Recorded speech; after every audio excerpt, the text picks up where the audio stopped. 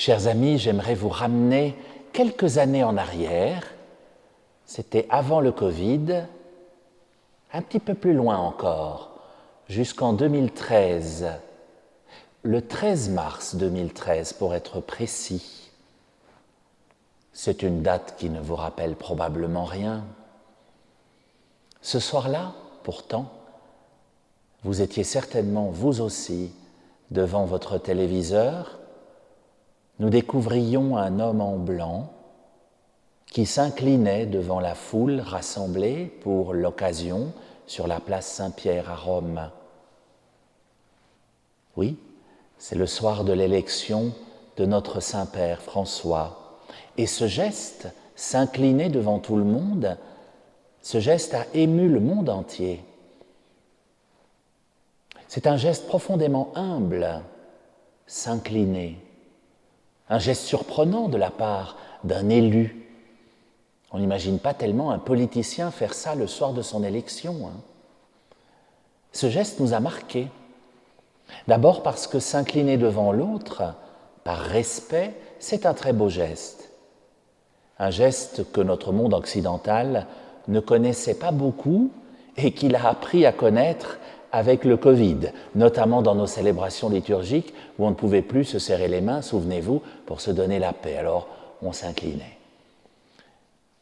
Heureusement, on peut à nouveau se serrer les mains et vous pourrez le faire tout à l'heure, mais on voit que le geste de s'incliner est resté dans nos célébrations. Beaucoup de personnes s'inclinent désormais au moment du geste de paix. C'est un très beau geste. Un geste que nous ne faisons pas systématiquement dans la rue. C'est vrai que si on s'inclinait en rentrant à la boulangerie, ça ferait un peu bizarre, hein ? Pourtant, ce serait beau. Dans le monde oriental, c'est tout à fait normal. C'est très beau de s'incliner devant l'autre. S'incliner devant la terre sacrée de l'autre, dit le pape François. S'incliner devant la terre sacrée de l'autre, c'est très beau. Abraham, qui était pourtant quelque part chez lui, même s'il était nomade, lorsqu'il a reçu ses visiteurs, la première lecture nous le racontait, Abraham s'est incliné devant la terre sacrée des gens qu'il recevait, devant ses sacrés visiteurs, pourrait-on dire.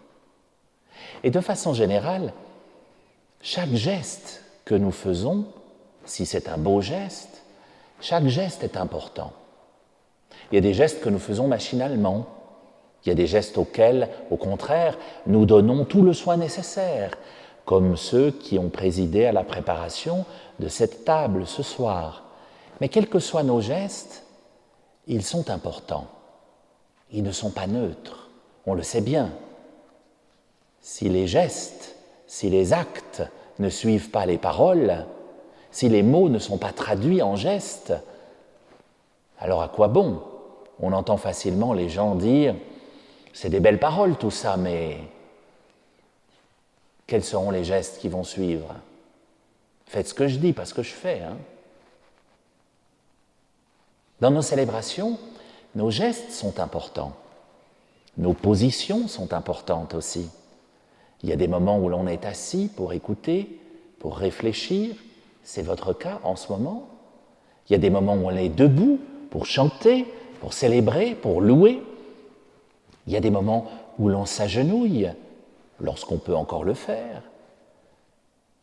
Essayez de prier un Notre Père chez vous, debout, puis ensuite d'en prier un autre assis, puis ensuite d'en prier un une jambe croisée sur l'autre, et puis ensuite d'en prier un à genoux. Eh bien, vous allez faire 4 Notre Père complètement différents. Et je ne vous parle pas d'en faire un tout en préparant la cuisine, parce que celui-là, il va être très différent aussi. Notre position, nos gestes, ce que nous sommes en train de faire, tout cela est important. Et la Bible nous parle de ces gestes que nous refaisons parfois machinalement, ou que nous voyons faire sans les comprendre ou sans y penser, parce qu'on a toujours fait comme ça, au fond. Le psaume que je vous ai chanté nous appelait à dire merci pour la libération du peuple de Dieu, parce que sans cette libération, nous ne serions pas là ce soir pour fêter. Et ce psaume disait « Comment rendrai-je au Seigneur tout le bien qu'il m'a fait ?» Et la réponse était dans la phrase suivante, vous l'avez entendu, « J'élèverai la coupe du salut ». J'élèverai la coupe du salut. C'est exactement le geste que je vais faire tout à l'heure au moment de l'Eucharistie. Je vais monter la coupe, non pas parce que j'aurai gagné je ne sais quelle coupe du monde de je ne sais quel sport, mais parce que j'élèverai la coupe du salut, comme disait le psaume. Je l'élèverai pour rendre grâce. Vous le savez, c'est le sens du mot Eucharistie, rendre grâce. Alors vous me direz que dans le psaume, il n'y avait que la coupe, il manquait le pain. Il fallait attendre la deuxième lecture pour avoir le pain, la lettre de saint Paul aux Corinthiens. Et cette fois, c'est le geste de Jésus que nous rappelait Paul, avec ces mots que nous connaissons par cœur. La nuit même où il fut livré, le Seigneur prit du pain, puis, ayant rendu grâce, etc., etc. On connaît la suite.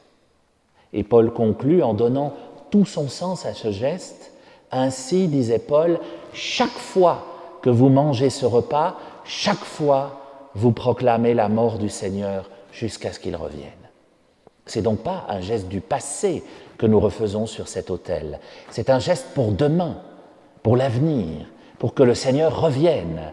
C'est un geste qui est tourné vers le futur. Nous avons donc, chers amis, des gestes du passé pour nous souvenir de nos ancêtres, s'incliner, mais des gestes pour faire venir Jésus dans le futur aussi. Et le présent alors ? Eh bien le présent, c'était l'Évangile qui nous le donnait, ce geste du présent. Jésus qui se fait serviteur, alors même que ses disciples le tiennent pour maître. Serviteur. C'est ce que nous sommes, nous les prêtres. Nous avons souvent de très beaux habits pour célébrer en vous servant ce repas, mais si vous allez dans n'importe quel bon restaurant, les serveurs aussi sont très bien habillés. La richesse de leur habillement ne dit pas du tout leur fortune personnelle, mais simplement le respect qu'ils ont du repas qu'ils sont en train de servir et le respect de ceux qui sont venus le partager. Eh bien, nous, les prêtres, c'est la même chose. Si l'on est en habit, ici, c'est parce que nous sommes les serviteurs de la communauté et de ce repas. Jésus s'est fait le serviteur, alors même que ses disciples le tenaient pour maître. Il s'incline, tiens, et il leur lave les pieds, un autre geste très très fort. Et quand il reprend place à table, Jésus dit « Est-ce que vous comprenez ce que je viens de faire ? Vous m'appelez maître, mais je ne suis qu'un serviteur. » Quand on me demande comment on doit m'appeler, moi le prêtre, est-ce qu'on doit dire mon père ? Est-ce qu'on doit dire monsieur l'abbé ? Est-ce qu'on doit dire mon Seigneur ? Vincent, c'est mon prénom.